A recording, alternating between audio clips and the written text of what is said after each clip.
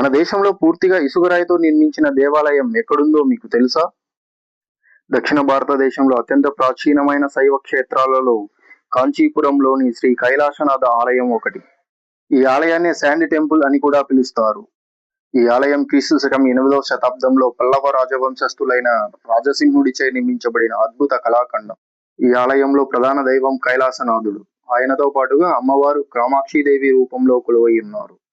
కైలాసనాథ ఆలయ శిల్పకళ పల్లవుల కాలంలోని అద్భుత కళా వైభవానికి ఒక గొప్ప నిదర్శనం. ఆలయం చుట్టూ ఉన్న చిన్న చిన్న గర్భగృహాలలో శివుని వివిధ అవతారాలు చెక్కబడి ఉన్నాయి. ఈ ఆలయంలో మరో ప్రత్యేకత ఏమిటంటే పరమశివుడి 64 రూపాలను ఇక్కడ మనం దర్శించవచ్చు. ఉదాహరణకి లింగోద్భవమూర్తి, సదాశివమూర్తి, దక్షిణామూర్తి, దక్షయజ్ఞ సంహారమూర్తి.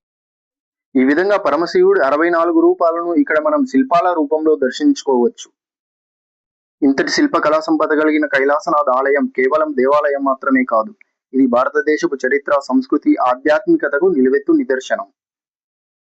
ఈ దేవాలయం తమిళనాడు రాష్ట్రంలోని కాంచీపురం నుండి కేవలం 2 కిలోమీటర్ల దూరంలో ఉంది.